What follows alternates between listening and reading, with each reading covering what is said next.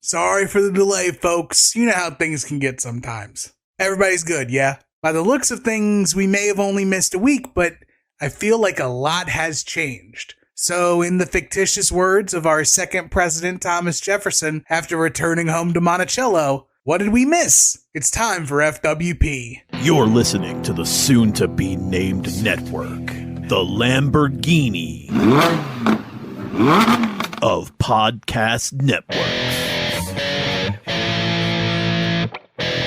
FWP, so good I listen weekly. Welcome to Final Wrestling Place. I'm Tim. Oh, I'm still Marcus. And thank you guys for joining us and giving us some grace and letting us get back to our fullest extent. And thank you for joining us however you join us, whether it's through Spotify or Apple Podcasts or YouTube, through the soon-to-be-named network at soon-to-be-named-network.tumblr.com. We're glad you are joining with us again. Be sure to go to our Linktree at Linktree/tmshows. It'll tell you everywhere that you can catch what we do, including Blue Sky, Twitter, Instagram, X, Twitter, whatever you call it. It's all there. Happy to have all of it in one kind of centralized location. Linktree/TM shows. But Marcus, thank you for letting me be sick and burn a PTO day. But how are you now? It's been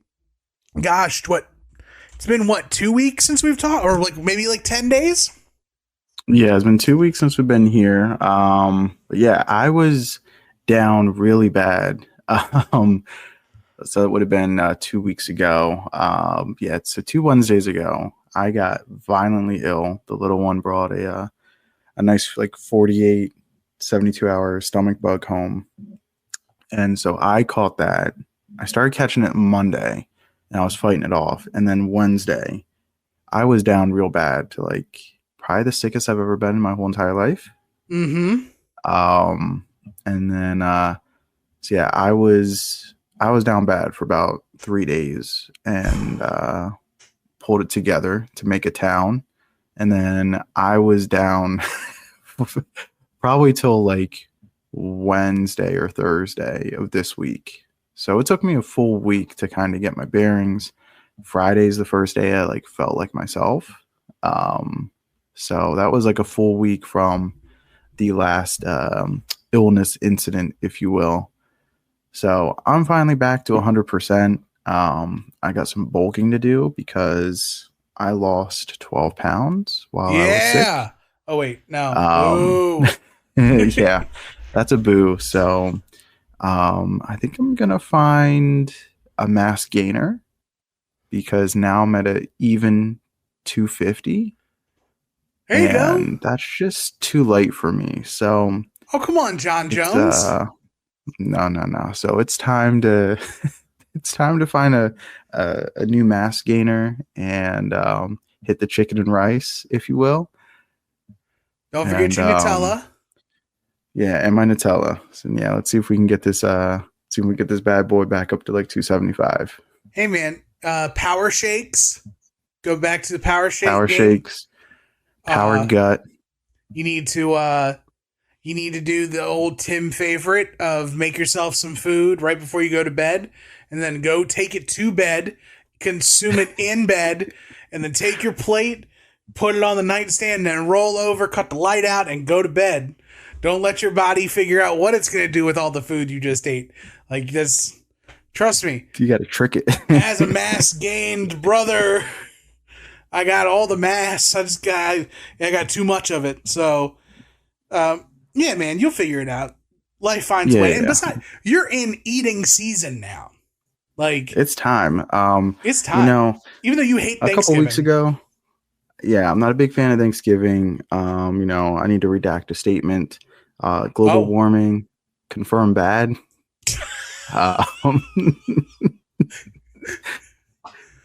thought I could kind of enjoy a couple extra weeks of warm weather, but I'm seeing and feeling the implications of that now. So just to confirm, global warming, bad. Yes, thank you. Um, Maybe let's get on with fall. It's maybe like fall and winter are needed. Yeah, so we need to get on with it. It's cutting into beef stew season. No, man, beef stew season is here. Yeah, beef stew season is here now, but I'm saying beef stew season for me, my first one is usually like the second week of October or so. And I've had one beef stew so far, and we're in the middle of November, so got to pick it up. But that's it for me for banter, man. I mean, what else happened? I mean, yeah, Yankees lost the World Series. We talked about that. Kansas City Chiefs had their first loss since Christmas. 15 straight victories. The Buffalo Bills were the better team today. They got the best of us. They were home. They had to go for it on just about all their fourth downs like it was Madden. If that's how you want to play, great for you. Buffalo won their Super Bowl. I think that's really cute. They're rejoicing in the streets. Haven't had much to rejoice over in a really long time. So their regular season victory over us, which is almost a bit of tradition for them. They win the one that doesn't matter. Win the one that doesn't matter. The good news for Kansas City Chiefs fans, or just anybody who doesn't like the Bills, the last two times that the Bills have beaten the Chiefs in the regular season, the Chiefs have gone on to win the Super Bowl. That's been the last 2 years. So, Buffalo, you enjoy that one. Maybe you'll have the honor of seeing us in Arrowhead. Maybe. I say maybe because you're going to have to face some combination of the Chargers, the Broncos, the Ravens, and Steelers. If you get by one of those teams, you got to face one of the other ones. And it's likely to be either the Steelers or Ravens that you're facing. So we'll see how that goes. Maybe you'll get lucky. Maybe that'll be at your place. But that really hasn't mattered the last couple of years because the Bengals went into your house and whooped you. The Chiefs went into your house and whooped you. So maybe a neutral site game, maybe. But, I mean, to do that, you got to get to the Super Bowl. And that ain't going to happen. So, right. But yeah, man. I'm glad the Bills had a good week. Good for them. Chiefs 9-1. Arrowhead Invitational still on. Yeah. Super Bowl still on. Yeah, and my hopes for the Commanders are done. We're done. We've hit expectations, and now we just I'm done. I'm done projecting that the Commanders are going to be better. Whatever I Y'all get, had we a had really fun Yeah. season. It's over, man. It was really fun. They gave you something to cheer about. Now You've got your guy. You know that. Yeah, I mean, I don't know now. I mean, how you gonna not get the ball to Scary Terry? No, you got your guy. You don't have your offensive coordinator. You don't believe in Cliff Kingsbury? I mean, I believe that he's going to come out of the gate strong, and then right around the halfway point of the season, the offense is going to fall off a cliff, because that is exactly what has happened in every single offense in college or the pros that he's seen. That's just what happens. He runs through his playbook. He's got about 7 or 8 weeks of material, and then after that, he's out of ideas. So, yeah, good thing you guys got off to a strong start. Playoffs are still they're in looking question. Promising. Yeah, they're there. I don't want to. I'll say this: I don't want to make the playoffs. Nope. Really? Don't want to go. Well, why not? I want a better draft pick. I want to be as close to bad as possible without being god awful, to possibly acquire more. Like, we were pretty quiet with the exception of Lattimore in the trade deadline, which is helpful because, God, after the Steelers game, I wanted to give the right hand of Christian fellowship to Brandon St. Juste. Hate that guy forever. Anybody want to play a really good trick on me? Buy me any Brandon St. or Benjamin St. Juice. Buy me any Benjamin St. Juice memorabilia. That's a great rib. I will burn it. Like, hate that guy. He's horrible. The funny thing, yeah, every team has that one cornerback that they're absolutely terrified Eli of having Apple. to make a play. Remember Eli Apple? Who was Kansas City's? Who was y'all's? Oh man, it was the white dude. Hold on, he's not in the league anymore. But we had a white dude. He wasn't a corner. He was a safety. Not Archuleta. He made a big stop. He made a big stop against the Browns a couple years ago. But yeah, I can't think of his name. But yeah, every team has that one guy. Daniel Sorensen. That's who I'm thinking of. Okay. Yep, that's it.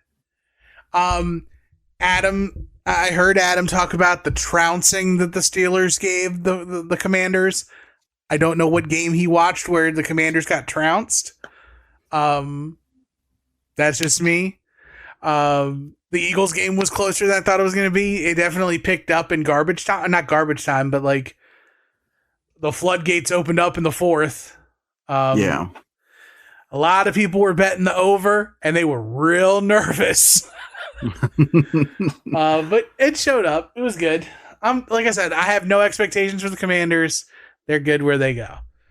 Yeah, man, that's enough for banter too. So we've got a good bit to catch up on, including giving some of our talks about the upcoming annual tradition known as Survivor Series, but discussing it in a bit of a different way. Talking about Netflix, WWE, and what the Jake Paul Mike Tyson fight means for that. We'll give you a little bit of foreshadowing for us here at Final Wrestling Place to what's coming down the pipe in the next month or so. And of course, weekly purchases. But first, a time-honored tradition. It's blind rankings. Marcus and I have both picked a topic, listed 5 things. I give to Marcus. Marcus gives to me. We rank them. We've never seen these before. And we see how we do. And we, of course, encourage you all, whether it's in the Discord, the soon-to-be-named Network Discord, or in any of our social media, or any comment section on any of the podcatchers or YouTube of choice. Let us know what you think. But Marcus, I guess you're going to tell me you're a giver. And you're going to give first. You know me. Oh, all right, Mr. Yes, Chan. I do. I have your blind ranking here, and the category is these wrestlers turned commentators. Oh, okay. All right. Are you ready? I am. I'm ready. For the Survivor Series? Yes, I am.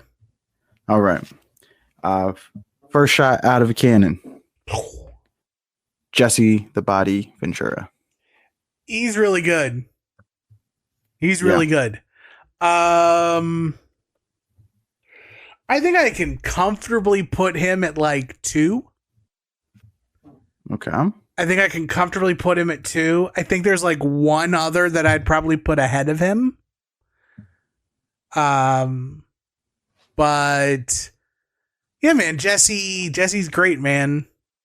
I love his WCW stuff maybe more than his WWE stuff, and that's crazy because he was only there for like a year. Like 2 years in WCW, but yeah. 02 to 04, right? Or 92 to 94? 91 to 90. 92. Yeah. Yeah, early 92 into the like Spring Stampede-ish 94. Bash, I think he's a Bash of the Beach 94. Yeah. So, but Jesse. All right. Your next name, Gorilla Monsoon. Okay. Gorilla to me is gonna go 3. I like Gorilla. He's definitely like the voice of the of like beginning wrestling for me.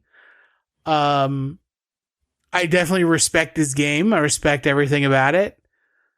But yeah, middle commentator. He does.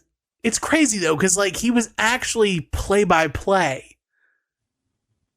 If you like think about, or they were kind of running like double color, which was weird, but it was more play by play than anything. His play by play was so colorful. Right, like it. Especially as a person who like didn't really understand. I didn't have a grasp of who like Gorilla was as like, or what he meant as a commentator. Like I had no reference point of him even being a wrestler. And then like I see the video now of him and Inoki just like staring off at each other. And I'm like, man, Gorilla Monsoon was big. Jeez. But yeah, man. All-time bag getter too. Yeah? Yeah. You got some he stories? He had like a sweet deal where like he got paid off the house every night. Oh. Yeah. Instead of taking like a lump sum. Like He had the Jeff Jarrett, the early Jeff Jarrett deal. Yeah. So he was getting paid out of the box office, brother. And he also a man who loved opportunities. Next up for you, Taz. One. Thank you. That's all I needed. All right. I was waiting for Taz to show up. I am here for the Tasmaniac at this position. Next up, the Duke of Dorchester, Pete Doherty. 5. Big fiver. That's fair. And by de facto, number 4 for you, Bobby the Brain Heenan. Okay. That kind of sucks. Maybe I'd shake. That's tough though, because like 2, 3, 4 are so like interchangeable. Yeah. Like your 2, 3, 4, like Duke of Dorchester, definitely an outlier. Absolutely 5. And that's it. But 2, 3, 4, I don't know, man. I'll shake it up. Here's what I will say. Jesse and Gorilla didn't have a WCW to ruin their commentary legacy like Bobby Heenan did. And it's not to say like Bobby ruined his legacy, but there's definitely more stories out now about Bobby not being, for a lack of a better phrase, not being in peak physical condition for anything commentary wise at the end of WCW on the coffin on roller skates. So my rankings is Taz 1, Jesse 2, Gorilla 3, Brain 4, and the Duke of Dorchester. Bobby the Stain. Yeah. That's right. All right. You are going to rank these Survivor Series team names. Okay. You are just ranking the name of the team. Got it. How cool, like, however you want to rank it, but you are going based on name alone. Are you ready? All right. I'm ready. We're going to start with the Foreign Fanatics. Oh, this one tugs at the heartstrings. Survivor Series 1993 was my first pay-per-view that I got to watch. Kind of impromptu. So I'm going to put it at 3, which is a little high. Indeed. But it means something to me. And I'm cool with that. Next up is The Dark Side.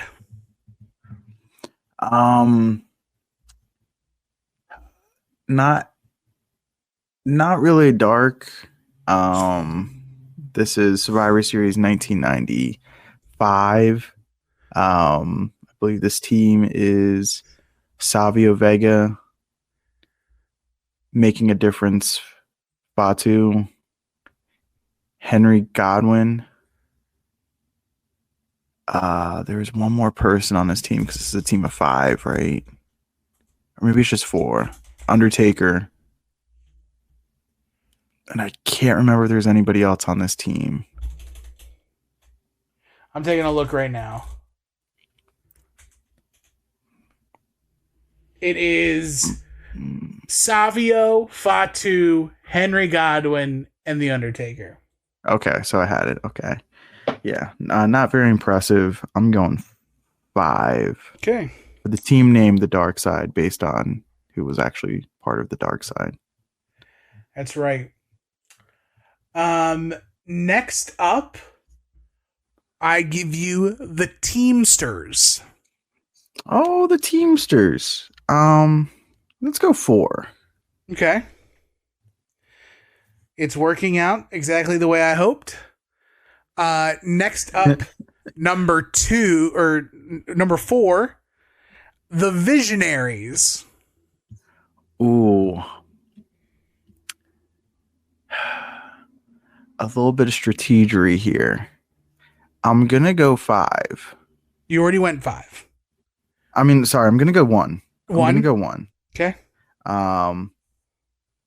Aside from them having the distinction of being the first team to run the table at the Survivor Series. For the Survivor Series. And besides just having an elegant team name, I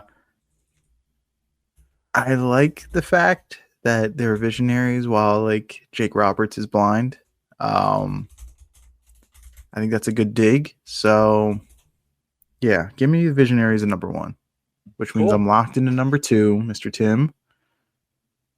Number 1 or number 2 for you is Rude Brood. Oh, okay. I wish I would have saved number 1, but I had to go on the defense.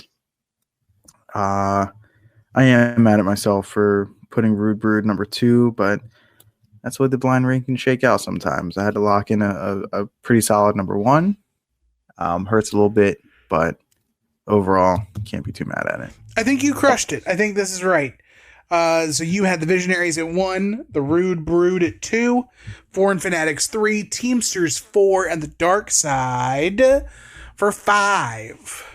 So, yeah, and of course, let us know where we went wrong in the Discord, in text channels, social media, however have you.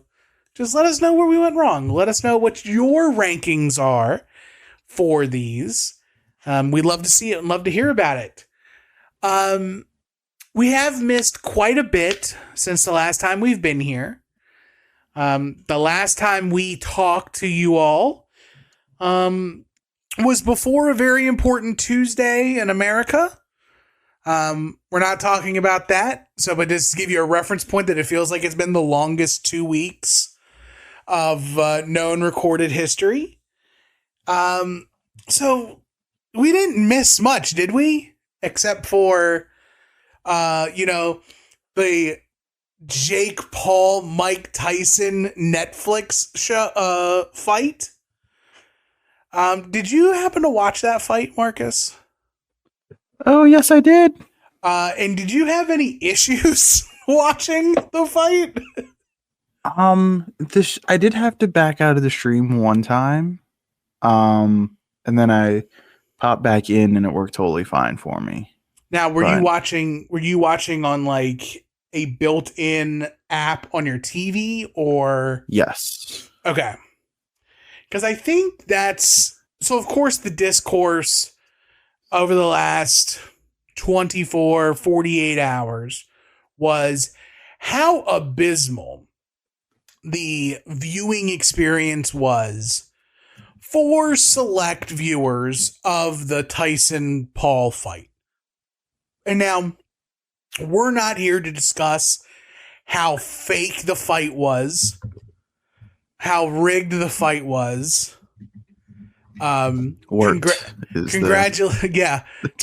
Congratulations to all bag getters. That's one thing I will say. You know, they work the heavy bag. We'll say that. Splitting that money, cutting it across. But Netflix has already posted a press release for that's not this good. through on their website. Serrano, Katie Taylor during the Netflix and Most Valuable Promotions mega event. According to Netflix, this was a record-breaking night for Netflix. Additional viewership information, including total viewers, will be released early this week. So after the show, after our show comes out, obviously more metrics will come out. But what they have released already is 60 million households watched the Jake Paul, Mike Tyson main event around the world, peaking at 65 million concurrent streams. And nearly 50 million for the semi-main event of Amanda Serrano and Katie Taylor. They said that additionally, this bout is likely to be the most watched professional women's sporting event in U.S. history, which is kind of crazy because the Olympics exists. And that's on like broadcast television. And I'm pretty sure like the 96 Olympics was insane. But again, who am I to question things?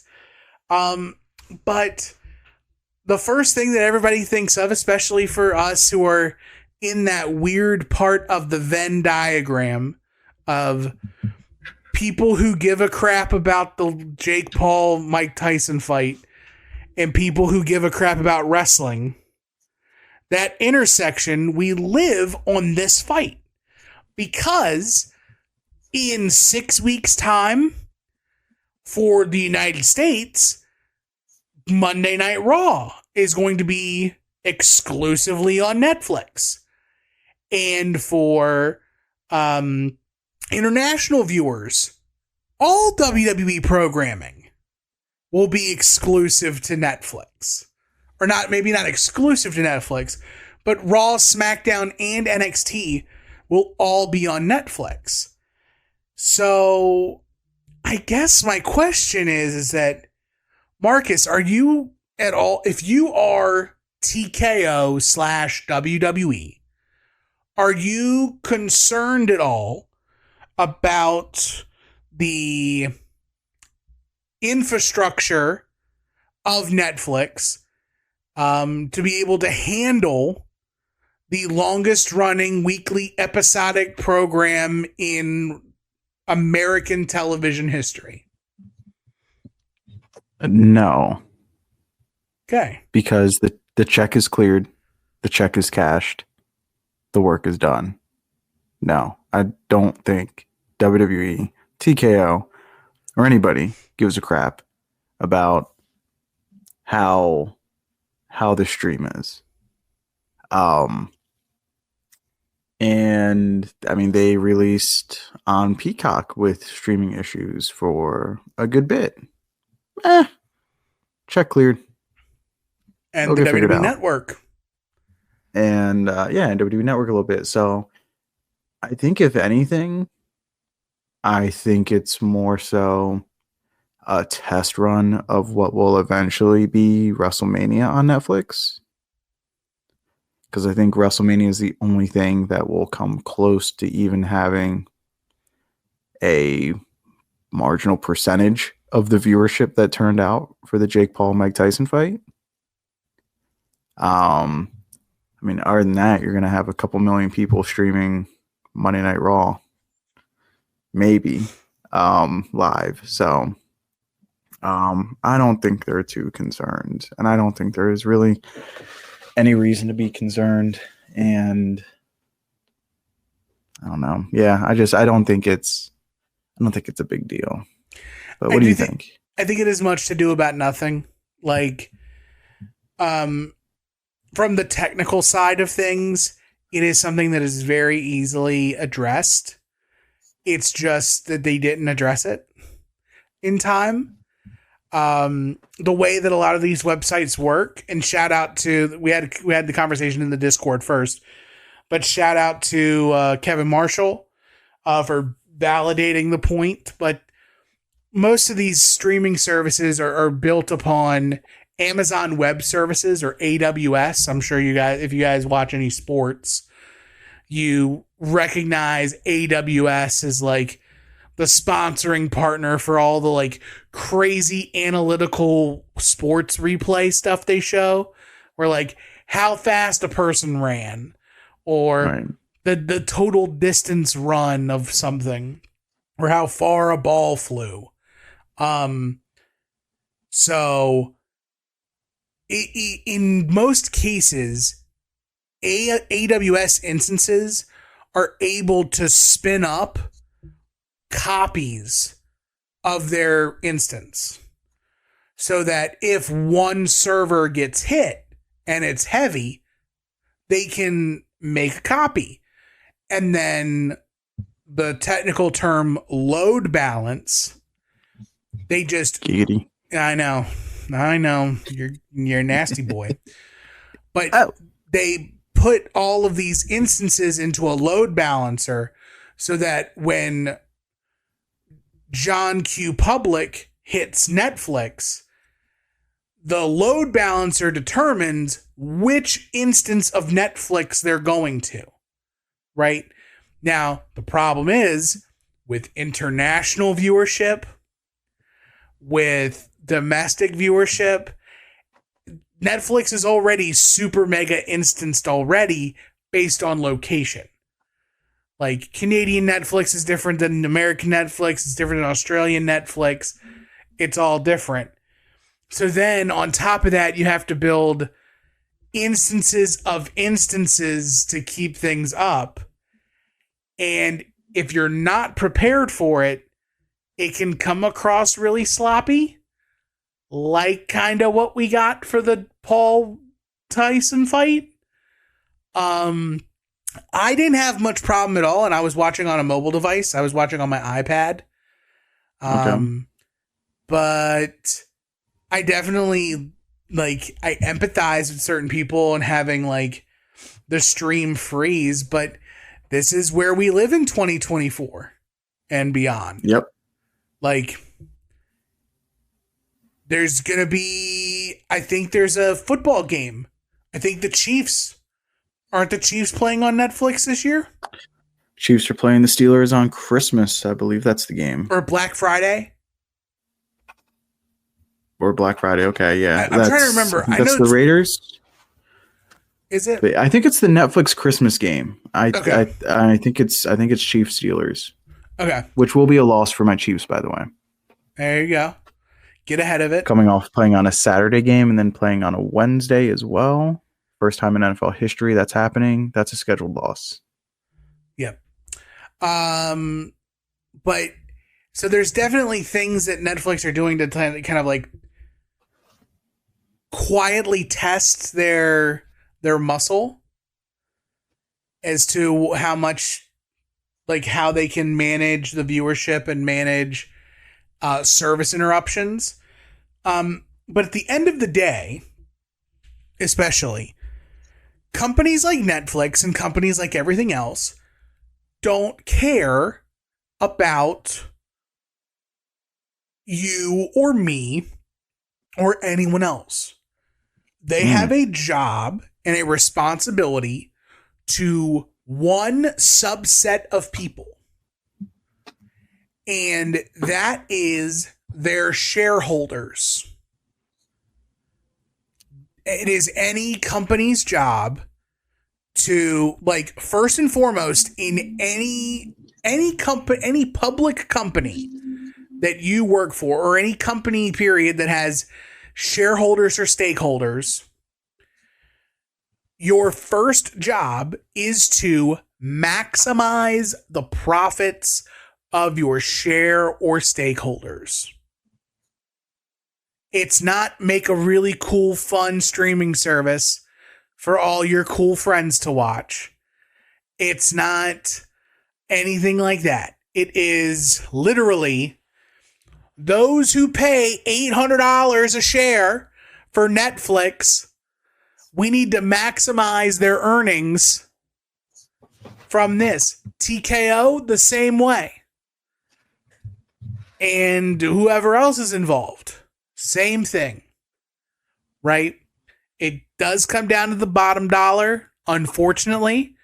So any complaints that you hear of people saying, well, Netflix, while it touts the largest subscriber base of all streaming services, they haven't done anything in regards of like quality of life to improve viewership for those consumers.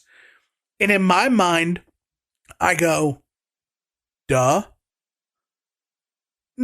What's the return on investment? They're already paying for Netflix. What you need is more attrition.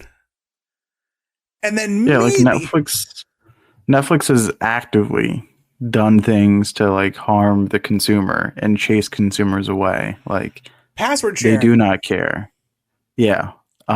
So they do not care. I also just don't think this is going to be an issue, really. Again, I think that the only test is going to be eventually when they do WrestleMania, and maybe they'll do another pay-per-view before Netflix on WrestleMania, presented by Scooby-Doo or whatever. Snickers, probably. But that's where this is all heading. So, yeah, it's going to be like 2 million people watching. So it'll be whatever. Piece of cake, open the gate. Last thing for me on the Jake Paul, Mike Tyson thing, it was just kind of cool to almost feel like how adult me would have felt in like 1989. Like, oh man, there's a Mike Tyson fight on, and like thinking somebody's gonna get knocked out in 30 seconds. Like, it was cool to be able to experience that because, I grew up liking boxing. Definitely not as much as wrestling, but boxing was always like a side interest of mine. And then that kind of faded in like the mid 2000s and never really picked back up. I followed a little bit here and there, but so it was cool to like, get sucked back in as what boxing would probably call a lapsed fan, a casual fan or whatever. It was just cool to experience that like one time in my adult life. So that was pretty sick. Yeah, man. Congratulations to Vegas and all the sports books for making a ton of money on all of us idiots who thought for a second that Mike Tyson was going to smash Jake Paul. They made a killing at the sports book, I'm sure. I know DraftKings probably did, for sure. I personally was responsible for 3 units of betting on the Tyson fight. Yeah. Okay, what are you going to do? Hey, man, look. What are you going to do when it all comes down? Kind of a once-in-a-lifetime opportunity. Hey, it's all good. You got to go for it. You can't. You gotta shoot the moon and go for it. And if you miss, I made it all back on UFC anyways. There you go. You bet on John? I blew a free bet on Stipe, so I would have been fine either way. But yeah, I wagered more on Bones Jones and did all right for myself Saturday night. Sounds good. Sounds like a big boy bet. Oh yeah, big boy bet hit Sunday too. You know what I'm saying, baby? Yeah, dog. I saw that screenshot. Opportunity business has been doing all right. You're not on the 200 level for us yet to share those those figures and that, but we'll get there. Transitioning, Marcus, you kind of pitched this idea as we were shooting back and forth conversation topics for today's podcast. So I'll let you run with it. I'm dishing you to rock. Go ahead. Yeah, so especially while I was sick, and I managed to make it up to the TV, I was watching a lot of Survivor Series shows, events, and I just started with the first one and would work my way through in between naps and delusions of grandeur, and then I would kind of come back to earth and pick back up, a show later or whatever. And as I got more into the 90s with Survivor Series, I realized there's a good handful of matches that aren't Survivor Series elimination matches that I really enjoy. So, Mr. Tim, my question to you is, what's a match, maybe two, that isn't a Survivor Series elimination match that you really enjoy from the Survivor Series? Sure. I'll go with the easiest answer out of all easy answers. I'm going Brett Austin from 96. Baby, let's talk about it. Let's talk about it, because this gets my blood going. Let's go. To me, this is the better match than the WrestleMania match. Okay. And that's crazy. I get that.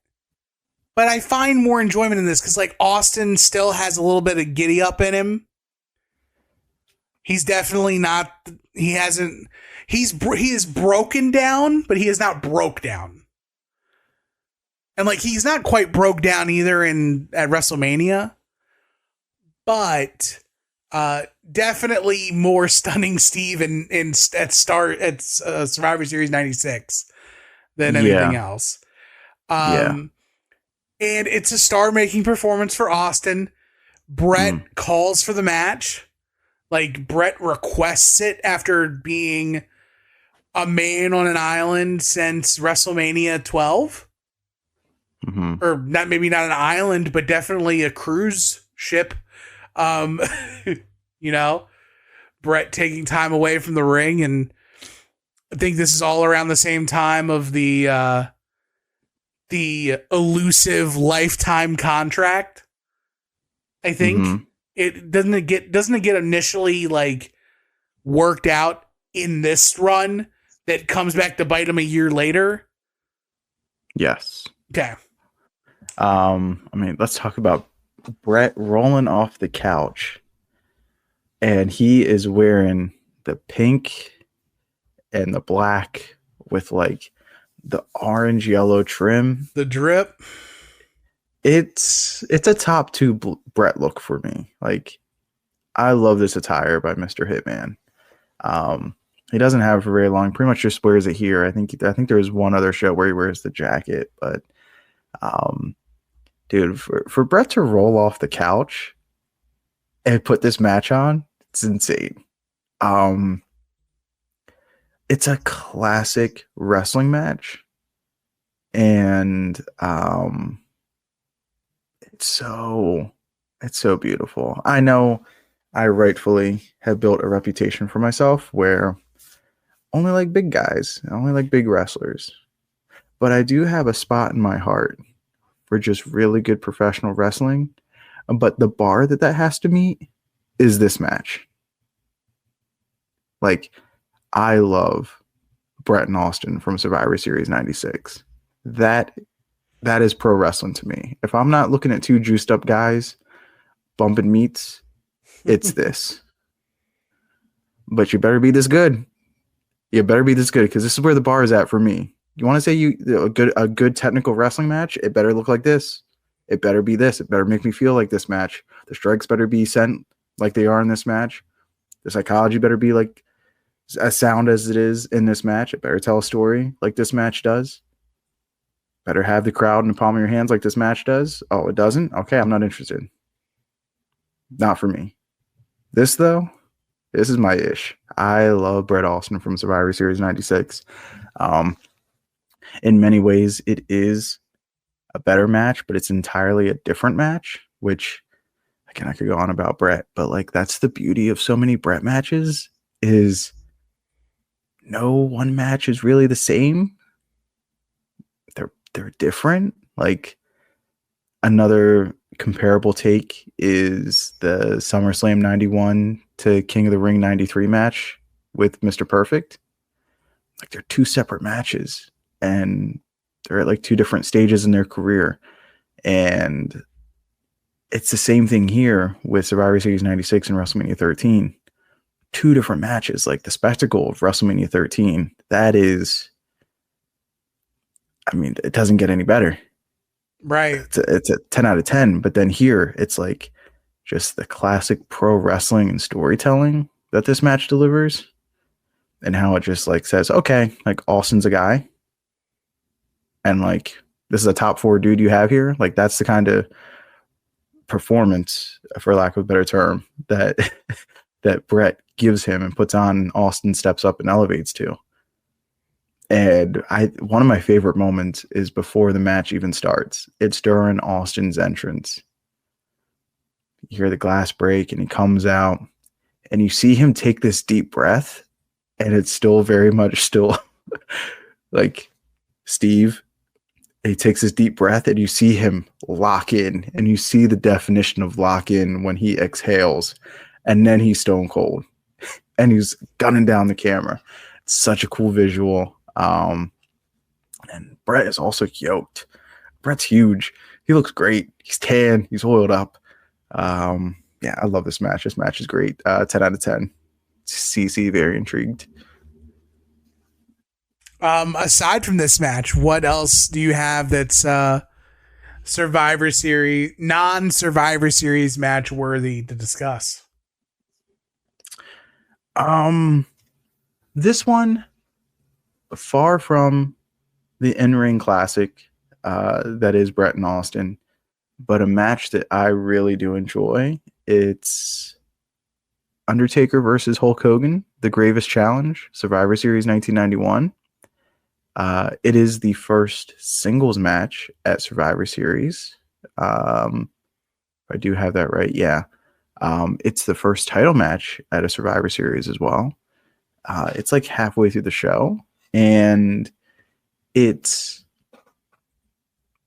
classic WWF like overbooking, but it's like when they really didn't do that. So it's truly chaotic with like Paul Bearer interfering like throughout the whole match. And you got the urn, and you got like Hulk Hogan guy in the front row cheering everybody on, and you got like super athletic Mark from Texas with this explosive offense and defense.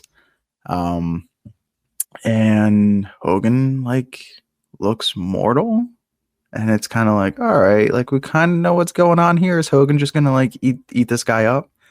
And then like Ric Flair comes out and interferes, and he slides the chair in, and you get the tombstone on the chair, and it's chaotic. Then like Hulk Hogan dies, and you got the casket at ringside. Like that's crazy too. It's just a lot going on, and it's like that weird period of 91, 92 WWF that just kind of is like on an island of like yes, we're a kid's product, but we got some really heavy stuff in here. Like this is the same time period where Macho Man gets bit by the snake. So like there's some stuff happening during this era that's a bit heavier than what you would expect from Vince's cartoon wrestling of the late 80s and 1990. But it's one of those matches where it's not so much about the match itself. It's just, this is kind of like chaotic and fun, and I do really enjoy it. So that's one of my nominations. Do you have another match of Survivor Series that you really enjoy? I do, actually. So I'm going back to 1996. All right. Sid Shawn. Okay. I know we talked about it when Sid passed away, but name me a match where one of the people looks like the biggest star that's ever existed. Sid is just out of this world over. And it is a sight. It is goosebump inducing. It's so good. And the match itself is great. Like it doesn't try to be what it's not. Sit up. Yeah. Great business, man. Yeah. If ever there is a definition of somebody on 99, it's Sid on this night in the Garden. The crowd christened him and said, "This is our dude. Not only are we sick of the boy toy, but like this is the guy we want. Like this is our guy right now." So and Sid embraces it, man. He steps up. He is at his all-time best. I don't think there is a night that he's any better than this night. I don't think and so. It's really cool to be able to see like somebody who maybe wasn't always given the opportunity to be at that level, but to see everything just click. Like Game 7 atmosphere, hometown advantage. Like even though it's not his hometown, like the crowd's behind him, and like he's bigger, he's faster, he's stronger, and like he's going to pitch a complete game shutout. Yeah. He's sending it. So yeah, he's, if it's basketball, it's Giannis a couple NBA finals ago where he was just like, nope, I'm scoring 50 points tonight and we are winning the game. Like that was Sid on this night. It's like I'm dropping 50. What was it? Game 6, LeBron game 6 against the Celtics when he was with the Heat. Yes. The headband game. Yeah. Where he just locked in. It's like, nope. I'm not laughing. I'm not joking. Nope. I'm here to put it on your forehead. Like and you know what it is. It's coming. Just embrace it. But let's go back another year from 96. Brett Diesel. All right. From 95. So this is my pick. Okay. It's I'm stealing your thunder. It's my favorite match of all time. Really? It's Brett, it's Diesel. Yeah, it's my favorite match, yeah. You've now finally locked in that this is it. Yeah, it's my favorite match, yeah. Yeah. I'm not saying it's the best match ever, but it's my favorite match. Okay. Yeah. I love how it plays off of the previous two matches. I like the character evolution, the journey that they've been on throughout the two previous matches. And I like how this is like the last test for Diesel. He kind of got by with an incomplete at Rumble 95. He's a new champion. Brett's getting his return match, and it's run-ins galore. So he gets it incomplete for getting by Brett. But then he just beats everybody the rest of the year. And the next challenger after Brett is British Bulldog, gets another crack at it, having just had a title match in September or October. He gets another shot at it here in December. And it's kind of like, all right, like Diesel's running through everybody again, but he's got to get by Mr. Hitman first. And the way that they play this with Brett, it's like, kind of for the time, it's, you've been here for over 10 years. How many times can you be champion? Like, this is very much still the era where guys have a 5-year run and they're done. And Brett has more than doubled that at this point. And he's also been through all the ranks, through tag, through Intercontinental, and through the world title picture multiple times. And yeah, the match should go out there and they have, man. Like, Brett has to wrestle tough. He has to sucker Diesel in, but Diesel's also playing right into the trap, because Diesel's like, I know you're trying to lay a trap for me, but I think I'm so bad and powerful that I can overcome your trap and I can actually still beat you in under 10 minutes. And he takes a shot, and Brett withstands all the damage and lures him in, gets to the knee, gets to brawling a little bit. Diesel gets, some shots back in, carry on. We get the most organic table bump of all time. They get to it after that, which is like my favorite part. It's like they have that huge climax of a moment, and Brett is dead, and Diesel goes to jackknife him, and Brett can't even get up, and then he gets small packaged, which is like he got so lured into the street fight and into imposing his will that he wanted to hit the jackknife to stick him. And he kind of lost the forest through the trees and forgot that there was a match to win. And Diesel was all about not getting paid by the hour, not punching a clock. He's just going in there and getting out as soon as possible. And Brett got him off his game to try to get him with the jackknife. And he small packages him. 1, 2, 3. Beautiful. Absolutely beautiful. And then he gets stuck with the jackknife afterwards. And that leads Diesel to this great run, which Joe has pointed out is kind of like the first true like precursor of the Attitude Era. It's that Diesel character. And I'm like, so we're off to the races with Diesel. And then from that Diesel character, like that leads into the NWO. Like there's a lot of pieces from that Nash takes over with him. So Brett did it again, man. A very influential match. Even though Diesel is losing the title, it's really the launching pad to the rest of his career. Right. And, for Brett, proves that he's still that guy and gets business all set up to hand off to Shawn, who promptly flushes it down the toilet. But he had it set up for him. Well, he comes and he gets it back in 97. Yeah. We will not talk about Survivor Series 97, even though that match had the makings of being the best Brett Shawn match.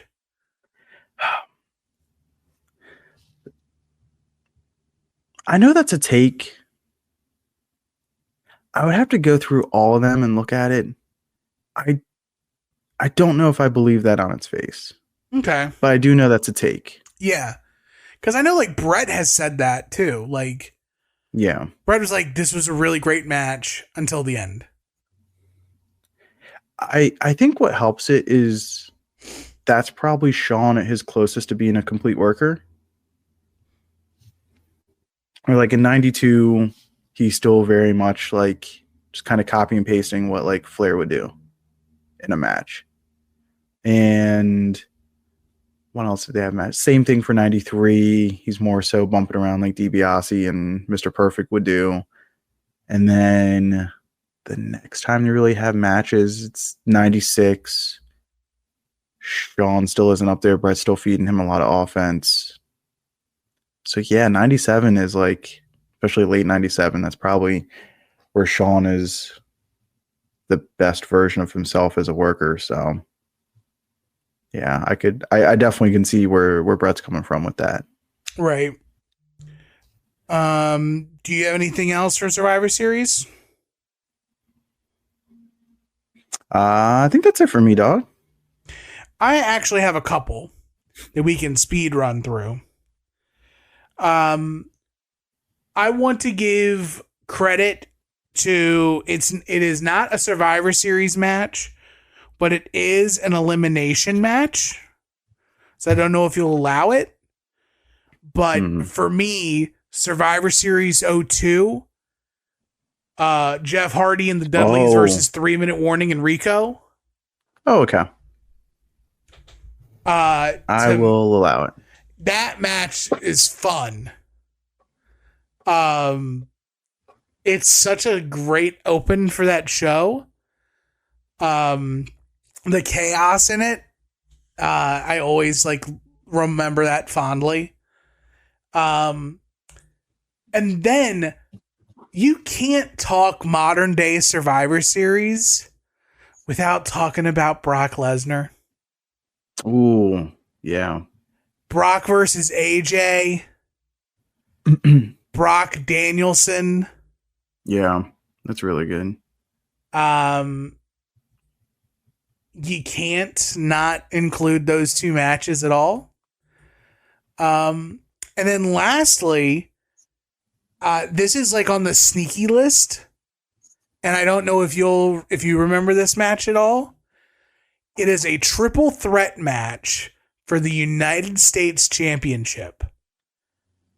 Seth Rollins, Bobby Lashley, Austin Theory. Okay, that was a really fun triple threat. Yeah, it was a better triple threat match than it had any business being. Go back and watch this. You know what? It was probably good. Probably because they let Big Bob cook. Because he's got some ideas. I know he does. I don't know if all of them are good, but He's got ideas. You miss 100% of the shots you don't take. Big Bob out here just sending it, you know. And who said he doesn't look after the little guy? Well, he's just a little guy. But yeah, that's all I've got for Survivor Series, non-Survivor Series tag matches. Let us know in the soon-to-be-named network Discord under the tmshows channel what is some of your favorite non-Survivor Series elimination matches in the Survivor Series history. Couldn't have said it better myself. We can all talk a little wrestling. Yeah, we can talk a little bit of wrestling, you know? There is so much to cover and so much to discuss. Lastly, what is on our docket? Yeah, let's talk a little housekeeping for us before we get into weekly purchases. Well, actually, let me just ask straight up. Marcus, did you buy anything this week? No, I haven't bought anything, but I'm getting itchy with Ringside. Same. I think those Outsider Ultimate Edition figs are going to be coming pretty soon. Let me know. To a shopping cart near me. Let me know, and we will do the infamous gift exchange. Okay. Where I will buy yours and you will buy mine. How about it? And then that way, your consortium can't get mad at you for buying more figs, and my consortium can't be mad at me for buying more figs because we didn't buy them for ourselves. Do you also want to just double in and put that Ron Simmons fig in that too? Oh yeah. All right. Yeah, I got to get that too. We'll do the Ron Simmons Outsiders opportunity for each other. That'll be fun. But yeah, I've been pretty good, pretty good. No new purchases as of yet, but that does get into some housekeeping for us on our end as we wrap things up for this episode. We have the year end coming up, and of course, what is a tradition like any other for a Final Wrestling Place? We're putting it out there now. Much like in years past, 2024 best and worst year ever is coming. We will make the announcement in the Discord and on our social networking channels. We want to know from you guys as well, who has had the best and worst year ever for the year of 2024. Whether that's in the Discord or through Twitter and Blue Sky, Instagram, YouTube, what have you. We want to know. Get all your information in, your ideas in now, so that when we tackle things during Christmas and New Year's, we will loop it around and bring out 2024 with a bang. But also, we have missed a couple of weeks as well. and we are going to make up for those and make good. So expect at least 2 bonus episodes of Final Wrestling Plays to be dropped in your ear holes. You don't know when. Don't know when, don't know where. Probably in the next couple of weeks. But they're not going to be traditional Final Wrestling Place quote unquote episodes. So yeah, man, that's not like us. That's just not our style. These are bonus. We took our PTO. We want to make things good. It will still be Final Wrestling Place, but it will be a different spin on things. So, the usual suspects, keep your channels open. We may be talking to you about seeing what can be done, moving forward and having some fun. So, best year ever, worst year ever, bonus episodes. The March to 300 is on the way. This is episode 276. So we are definitely enjoying the ride, settling in, and we're glad that you're joining us, however you join us, and wherever you join us. Marcus, do you have anything you would like to plug?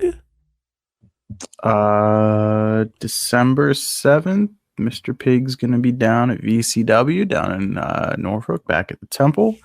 So if you're going to be in the area, go on down there. It is the Tidings of Destruction show. So it's always a good show to end the year. And that's it for Mr. Pig.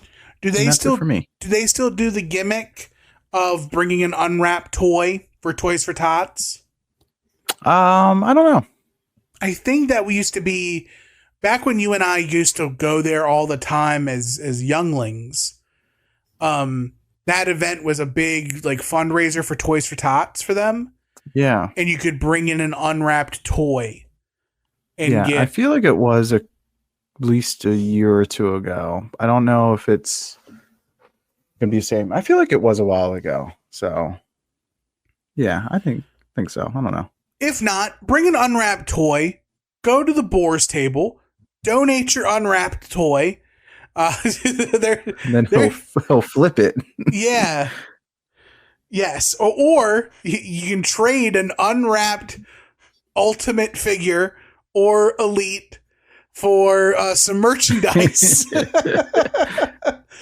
Big man walks out with a bunch of figs. It's like, yep, everything's good. The collection are as good grows. As money sometimes. That's right, you know?